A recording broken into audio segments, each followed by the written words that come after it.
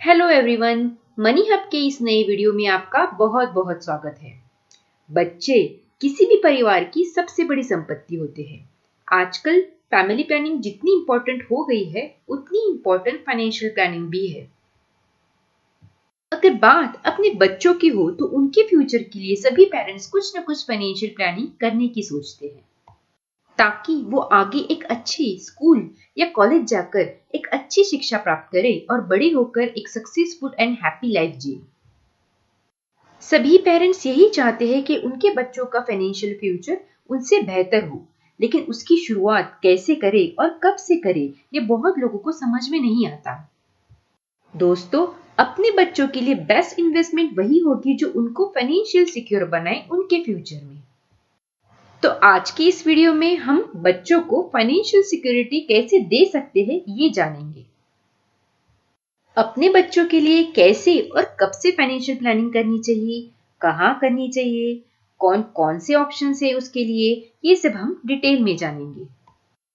पर शुरू करने से पहले अगर आपने अभी तक हमारे चैनल को सब्सक्राइब नहीं किया है तो प्लीज इसे जरूर सब्सक्राइब करें और अपने दोस्तों से जरूर शेयर करें।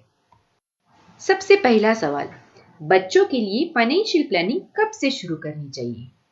बहुत से लोग चाइल्ड बर्थ होते ही इमीडिएटली स्टार्ट कर देते हैं, जो कि एक अच्छा साइन है। और कुछ लोग तो बच्चा पैदा होने से पहले ही उनके फ्यूचर की फाइनेंशियल प्लानिंग करना शुरू कर देते हैं, जो कि आइडियल है।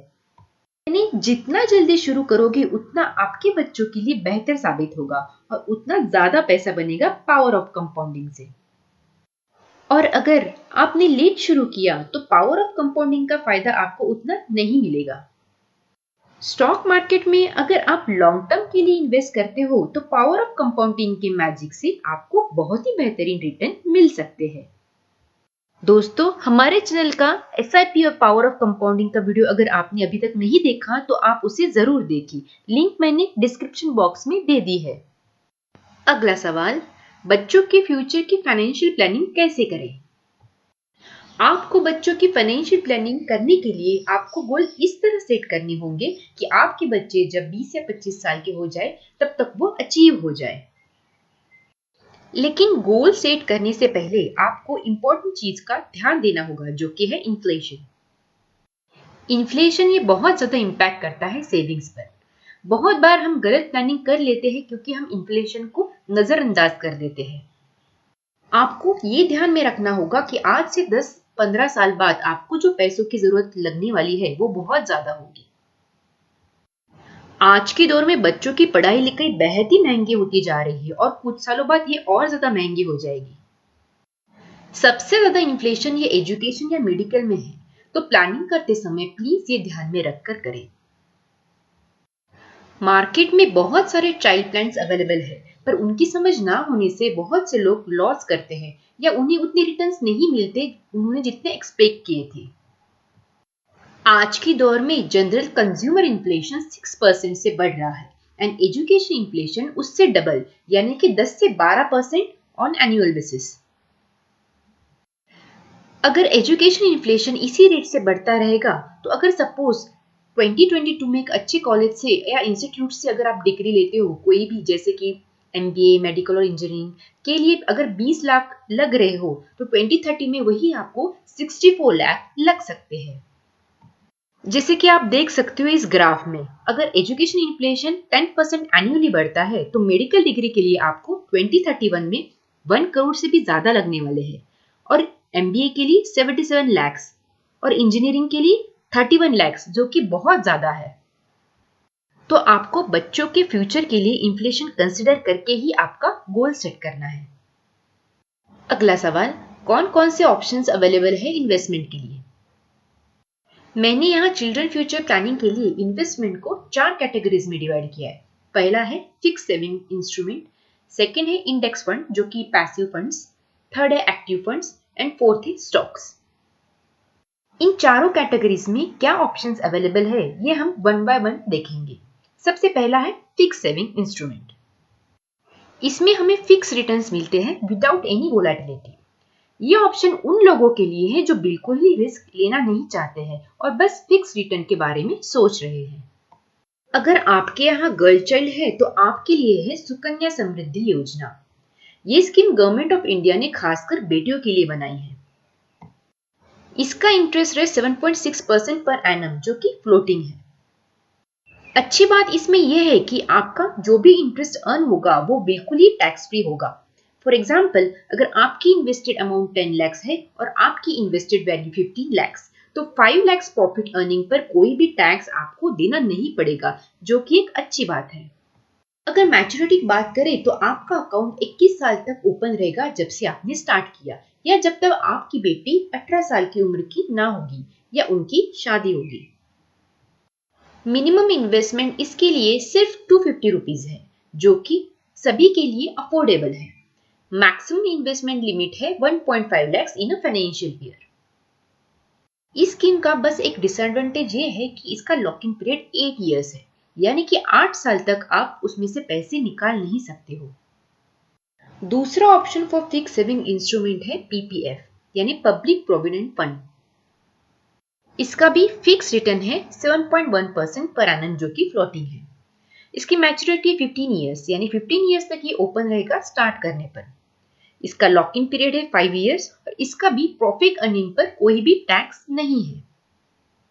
अब तीसरा ऑप्शन है फिक्स सेविंग इंस्ट्रूमेंट में सोवरेन गोल्ड बॉन्ड। सभी इंडियन पेरेंट्स के अपने बच्चों के शादी के लिए कुछ सपने होते हैं। इंडिया में शादी में गोल्ड का महत्व बहुत ही ज्यादा है और उसे बहुत शुभ भी माना जाता है। लेकिन फिजिकल गोल्ड के बहुत सारे डिसएडवांटेजेस भी रहते हैं, जैसे मेकिंग चार्जेस, चोरी हो जाना, etcetera etcetera. Alternatively government of India ने ये सोवरेन गोल्ड स्कीम दी है। ये एक बॉन्ड है, यानी कि बस एक पीस ऑफ पेपर, तो चोरी होने की कोई भी चिंता नहीं। ये देखते हैं कि इस बॉन्ड लेने के एडवांटेजेस क्या हो सकते हैं। इसमें अलग से आपको 2.5% पर एनम एनुअल इंटरेस्ट मिलता है। ये साल में 2 बार पे होता है आपको। इस बॉन्ड के returns current market gold price को रेप्लिकेट करते हैं। लेकिन इसका लॉक इन पीरियड है 8 years। इसे आप पार्शियली विड्रॉ कर सकते हैं 5 साल बाद। लेकिन अगर आपने इसे पूरे 8 years होल्ड किया तो आपको कोई भी टैक्स नहीं देना पड़ेगा आपकी प्रॉफिट अर्निंग पर। अब गोल्ड की ही बात करें तो आप एज ए इन्वेस्टमेंट गोल्ड बीज में भी पीरियोडिकली एसआईपी कर सकते हैं। अगर आपके पास ट्रेडिंग अकाउंट है तो आप डायरेक्टली अपनी ट्रेडिंग अकाउंट से इसे जब चाहे और जितना चाहे बाय कर सकते हो। इसमें कोई भी लॉक इन पीरियड नहीं है। बस जब भी आपको इसकी जरूरत हो तब आप गोल्ड बॉन्ड और गोल्ड बीज को सेल करके एक फिजिकल गोल्ड में कन्वर्ट कर सकते हो आपके हिसाब से। एंड मोस्ट इंपॉर्टेंट, गोल्ड ये एक अच्छा ऑप्शन है पोर्टफोलियो हेजिंग के लिए। इसका मतलब गोल्ड प्राइस हमेशा बढ़ती है मार्केट गिरने पर, तो अगर गोल्ड बीज या गोल्ड बॉन्ड अगर आपके पोर्टफोलियो में रहेगा तो ये एक अच्छी बात है। दोस्तों, मैंने ऑलरेडी बीज के ऊपर एक वीडियो बनाई है, अगर आपने उसे अभी तक नहीं देखा तो आप उसे जरूर देखें। मैंने उसमें गोल्ड बीज के बारे में डिटेल्स में समझाया है। अब सेकंड कैटेगरी है इंडेक्स फंड्स। इंडेक्स फंड्स ये पैसिव फंड्स है जिसके returns around 12 to 15% per annum ऐसे आते हैं। इंडेक्स फंड में इन्वेस्ट करना सेफेस्ट माना जाता है क्योंकि इसमें रिस्क ना के बराबर होती है। इसे रिस्क फ्री इसलिए माना जाता है कि आपका पैसा यहाँ निफ्टी के 50 स्टॉक्स में डाइवर्सिफाई हो जाता है, इसलिए रिस्क भी कम हो जाती है। इंडेक्स फंड में अगर आपको पैसे डालने हो तो निफ्टी बीज ये एक ईटीएफ है, ये एक बेस्ट ऑप्शन है। इसको आप स्टॉक जैसे ही ट्रेडिंग अकाउंट से खरीद या बेच सकते हो। दूसरा ऑप्शन है यूटीआई निफ्टी इंडेक्स फंड। इसका एक्सपेंस रेशियो 0.2% है जो कि बहुत ही कम है और इसका 5 year रिटर्न है 17.2% पर एनम। तीसरा ऑप्शन है ICICI prudential Nifty index fund. इसका एक्सपेंस रेशियो 0.17% जो कि बहुत ही कम है और इसका 5 year रिटर्न है 17%। लास्ट ऑप्शन है एचडीएफसी इंडेक्स सेंसेक्स फंड। इसका एक्सपेंस रेशियो 0.2% है और इसका 5 year रिटर्न है 17.8% पर एनम। ये सारे फंड्स ही लो रिस्क है और बहुत ही अच्छे हैं। लेकिन ध्यान रहे, इन्वेस्ट करने से पहले आप अपने फाइनेंशियल एडवाइजर से जरूर कंसल्ट करें या आपकी खुद की रिसर्च जरूर करें। मार्केट में बहुत सारे children specific mutual fund schemes available है जो कि अच्छे हैं, जैसे कि आप इस चार्ट में देख सकते हो। पर इन म्यूचुअल फंड्स का कुछ डिसएडवांटेजेस है, जैसे कि इनका लॉकिंग पीरियड है 5 इयर्स, इनका एक्सपेंस रेशियो बहुत ज्यादा है और जो एवरेज रिटर्न दे रहे हैं। अल्टरनेटिवली इंडेक्स फंड का एक्सपेंस रेशियो बहुत ही ज्यादा कम है और जो इससे अच्छे रिटर्न्स दे रहे हैं।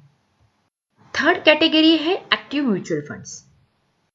ये थोड़े एग्रेसिव कैटेगरी में आते हैं, इसलिए इसके रिटर्न्स थोड़े बेहतर है। आप कोई भी अच्छे मिड कैप या स्मॉल कैप म्यूचुअल फंड में इन्वेस्ट कर सकते हो जिसका एक्सपेंस रेशियो कम हो और जिसका AUM ज्यादा हो, यानी कि फंड साइज अच्छा हो।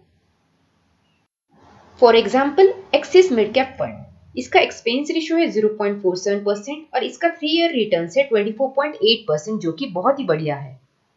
दूसरा एग्जाम्पल है quant active multi cap fund, इसका एक्सपेंस रेशियो है 0.58% और इसका 3 इयर्स रिटर्न है 35% पर एनम, जो कि बेहतरीन है। अब लास्ट कैटेगरी है स्टॉक्स। आप लॉन्ग टर्म के लिए कोई भी अच्छे स्टॉक्स जो सालों से अच्छा परफॉर्म करते आ रहे हो और आगे भी करेंगे, ऐसे कुछ भरोसेमंद स्टॉक्स में इन्वेस्ट कर सकते हो।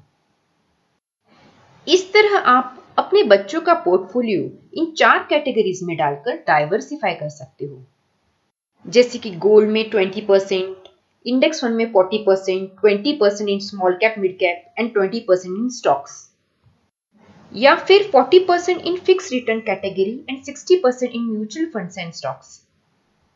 आपकी रिस्क लेने की क्षमता और आपका इनकम अनुसार इसे आप डिवाइड कर सकते हो। अब लास्ट क्वेश्चन, इससे कब निकलना चाहिए? जैसे ही आपको ऐसे लगे कि आपका गोल अचीव हो रहा है, तो नियर अबाउट 3 साल पहले से ही आपको आपका पैसा विड्रॉ करना शुरू करना चाहिए, क्योंकि इक्विटी मार्केट कभी भी सरप्राइज दे सकता है। तो अगर मार्केट पीक पर है तो थोड़ा थोड़ा करके आप विड्रॉ कर सकते। इसे सिस्टमैटिक विड्रॉ प्लान कहा जाता है। फिर वो सारा पैसा आप सुरक्षित FD में डाल सकते हैं फॉर सिक्योरिटी पर्पस। इस तरह आप अपने short term and long term goals achieve कर सकते हैं। अगर ये सारे स्टेप आप अगर फॉलो करोगे तो आपके बच्चों का फ्यूचर बहुत ही ज्यादा सिक्योर होगा। आई होप इस वीडियो से आपने कुछ नया सीखा ही होगा। अगर आपको वीडियो पसंद आई हो तो एक लाइक जरूर करें। मिलते हैं फिर एक नए वीडियो में, तब तक be happy and keep smiling. Thank you for watching.